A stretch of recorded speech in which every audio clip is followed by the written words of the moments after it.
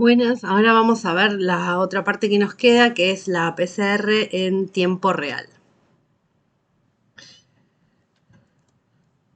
Bueno, repasando, ¿qué era la PCR? Es la reacción en cadena de la polimerasa.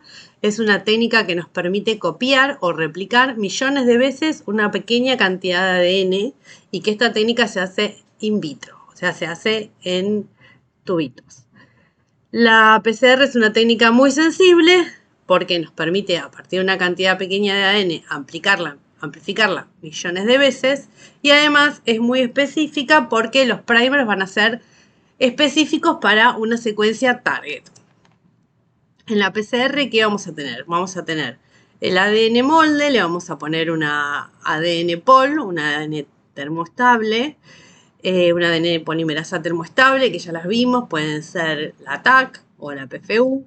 Para las técnicas de real time vamos a usar preferentemente TAC. Vamos a ponerle los cofactores para que la enzima funcione correctamente. Vamos a usar los DNTPs para que tenga material para poder usar en la amplificación. Y vamos a usar los dos primers. En este caso vamos a tener los pasos de desnaturalización, vamos a tener los pasos de annealing. Esto va a ser la parte donde va a ser diferente a la PCR que veníamos viendo antes. El apareamiento, y vamos a ver que finalmente está la extensión y la elongación donde se va a obtener el producto de PCR. La PCR que veníamos viendo hasta ahora era una PCR donde era punto final y después, para poder ver el resultado, teníamos que correr un gel de agarosa. En este gel se acuerdan que las moléculas corren de acuerdo a su carga y su tamaño, donde los productos más chiquitos van a correr más en el gel, mientras que lo que son los productos más grandes van a quedar retenidos mayor tiempo y se van a separar en bandas, que es lo que después vamos a ver en la tinción del gel.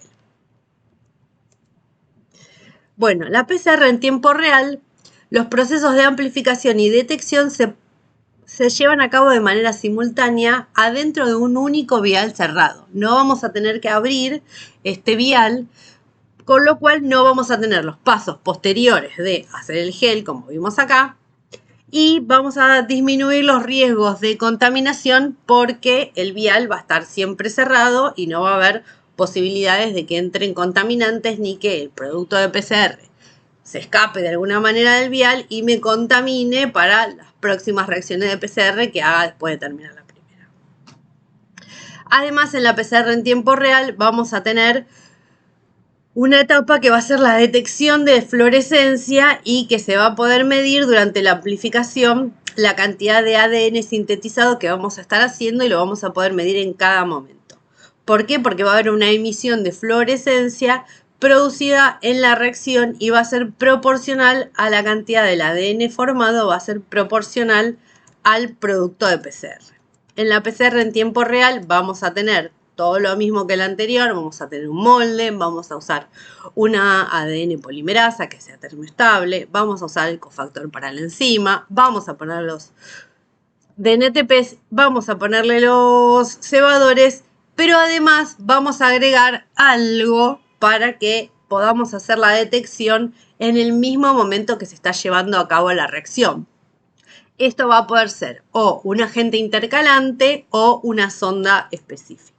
Entonces, los métodos de detección, como veníamos diciendo, pueden ser por agentes intercalantes, que son inespecíficos, o por sondas específicas que se van a hibridar. Si lo hacemos por agentes intercalantes, el más común para usar es el Cybergreen. El Cybergreen es una molécula que se va a unir a el ADN entre las bases y que cuando esté unido al ADN va a emitir una fluorescencia. Entonces, la intensidad de la fluorescencia es proporcional a la concentración del ADN doble cadena que tengamos. El ADN no se une de manera específica, por lo cual es posible que se generen falsos positivos. Si nosotros tenemos una sonda que no se une solo la secuencia target, sino que se une de manera inespecífica y me genera productos inespecíficos, bueno, ahí vamos a ver también el producto específico y el inespecífico, porque esto se une de manera inespecífica al ADN. Vamos a poder usar un colorante para evaluar varios genes. Y si nosotros vamos a hacer PCRs de distintos patógenos, vamos a poder usar siempre el mismo colorante porque solamente se va a unir al ADN. Con lo cual, es una forma de tener un sistema de PCR que me permita amplificar distintos productos en distintas reacciones. Pero tener en cuenta que no se puede usar para ensayos de tipo multiplex, porque si yo lo que voy a amplificar son distintas secuencias en un mismo tubo, solo voy a ver la amplificación generada por el ADN total, sin poder ver si existen distintas bandas. Solo voy a poder ver la amplificación en general. En el otro caso, cuando lo hacemos específico, usamos las sondas de hibridización, con lo cual voy a necesitar los primers para marcar la secuencia target y además voy a necesitar una sonda específica que va a estar unida a un producto fluorescente, a un fluoróforo, y la unión de este fluoróforo es lo que, una vez que esté unido en el producto, va a generar una señal que voy a poder evaluar. Entonces, vimos que las ondas el producto inespecífico, como el Cyber-Green, se une solo al ADN, no hay especificidad, pero que las ondas de hibridización sí me dan especificidad porque es una sonda que hibrida con una parte específica del ADN.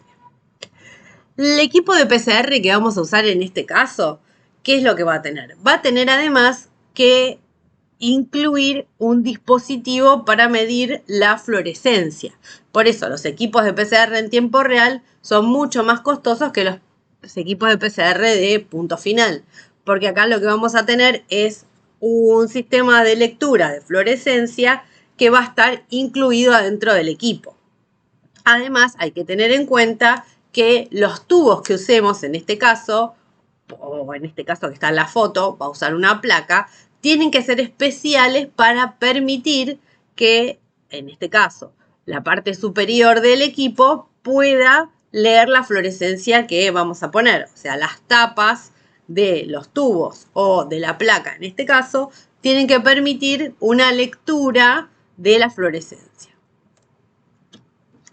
La PCR en tiempo real, el sistema se basa en la detección y cuantificación de un reportero fluorescente y se puede monitorear la reacción de PCR durante la etapa exponencial.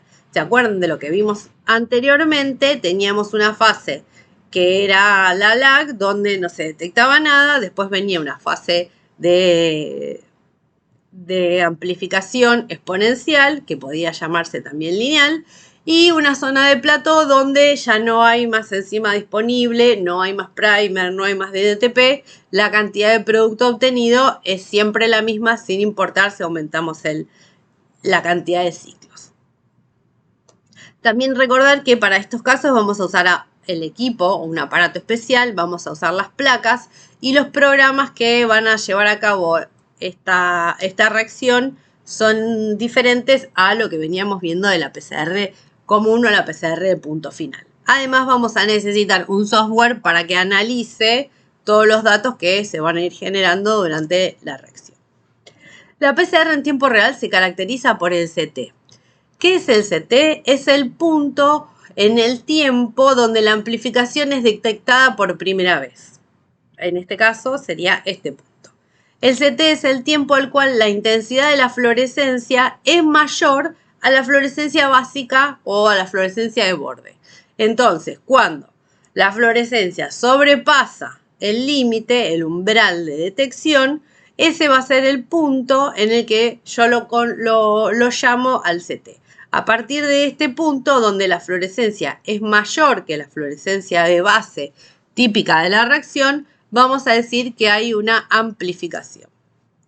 ¿Qué es lo que va a pasar? Y ustedes, como se pueden imaginar, si yo puse más cantidad de molde de ADN templado, el tiempo del CT va a ser más bajo. ¿Por qué? Porque si hay más cantidad para amplificar, la probabilidad de que eso emita señal va a ser más alta. Entonces, Para muestras que tienen cantidades de ADN mayores, los CT van a ser menores. El tiempo en el que yo voy a detectar un aumento significativo de la fluorescencia va a ser menor. A una cantidad mayor de ADN, el tiempo para detectarlo va a ser más bajo. Entonces acá vemos, por ejemplo, en este gráfico donde tenemos una muestra y la estamos diluyendo. Entonces, a medida que la muestra está siendo diluida, el tiempo para detectar el salto en el umbral es más largo. Cuanto más muestra haya, el CT es más bajo. Si hay menos muestra, el CT va a ser más alto. La PCR en tiempo real permite una cuantificación absoluta. Si yo quiero cuantificar exactamente cuánto ADN hay, ¿qué es lo que voy a tener que hacer? Voy a tener que hacer una curva estándar con el material con el que yo quiera comparar, que puede ser ARN, ADN o el ADN copia. Y bueno, con una curva de concentración conocida, yo voy a poder después interpolar a partir de los valores del CT y conocer cuál es la concentración inicial de material en la muestra. Estos ensayos son muy útiles ¿para qué? Para determinar la carga viral. Ensayos que se hacen, por ejemplo, para determinar la carga viral de las muestras de pacientes con HIV. Entonces, si comparamos a la PCR en tiempo real contra la PCR tradicional, lo que vamos a ver es unas diferencias en el tiempo. En la PCR tradicional, yo tengo que esperar que termine todo el proceso de ciclado, que esté en el proceso en la etapa de plató, mientras que si la estoy haciendo en una PCR en tiempo real, el tiempo de detección va a ser mucho menor. ¿Por qué? Porque va a estar dado por el tiempo en el que empiezo a ver la señal. El resultado de la PCR tradicional va a ser un resultado de tipo cualitativo, va a ser hay o no hay, mientras que en la PCR en tiempo real vamos a tener un resultado cuantitativo. En relación al CT, voy a poder tener una relación de cuánta muestra había inicialmente en la extracción de ADN. La sensibilidad de la PCR tradicional, si bien es alta, va a ser bastante más baja que la PCR en tiempo real, donde la detección va a venir dada por un producto fluorescente. Los beneficios de la PCR en tiempo real es que no requieren manipulación post-amplificación. Una vez que termina el tiempo de la PCR, yo saco el tubo y lo tiro, y no como en el otro caso, que tengo que sacar el tubo, hacer el gel y correr la reacción. Es un método mucho más sensible porque va a estar basado en fluorescencia. Puede detectar a veces hasta una sola copia del transcripto o de la secuencia target específica. También se puede usar para detectar diferencias de expresión, o si yo quiero evaluar si un gen se expresa más en un tejido que en otro. Usando esta técnica puedo detectar diferencias de expresión menores al 23% y va a requerir cantidades mucho menores de material de partida. La desventaja principal es el costo del equipamiento.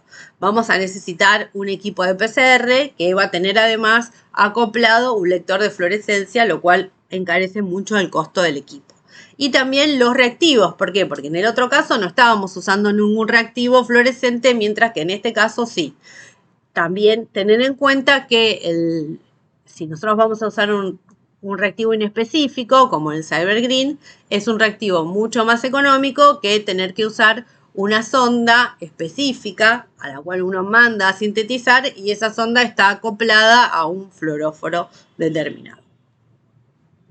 Y la desventaja es que, como es tan sensible, necesitamos un correcto diseño experimental y técnicas de normalización para obtener conclusiones precisas y no, en algunos casos, estar viendo señales que podían ser falsos positivos. ¿Para qué se usa la PCR en tiempo real en diagnóstico? Bueno, se usa para detectar, cuantificar y genotipificar algunos patógenos. Para casos virales se puede usar para detectar carga viral, como por ejemplo en HIV. Puede servir también para detectar bacterias, protozoos y hongos. Puede servir, es muy útil para un diagnóstico temprano. Se pueden detectar pacientes asintomáticos donde la carga viral sea mucho más baja. Se puede usar también para detectar genes de resistencia y elegir una mejor terapia para el tratamiento. Se puede hacer para monitorear la terapia, para ver si quedan o no vestigios de enfermedad. Se puede usar para detectar marcadores tumorales que estén en una presencia muy baja y para ver el estado de desarrollo, progresión de la enfermedad. En algunos casos, como podemos cuantificar, podemos evaluar cuál es la progresión de la enfermedad. Bueno, estos son más o menos los puntos a tener en cuenta y cuáles son las diferencias respecto de la PCR en tiempo real con la PCR tradicional o llamada a punto final.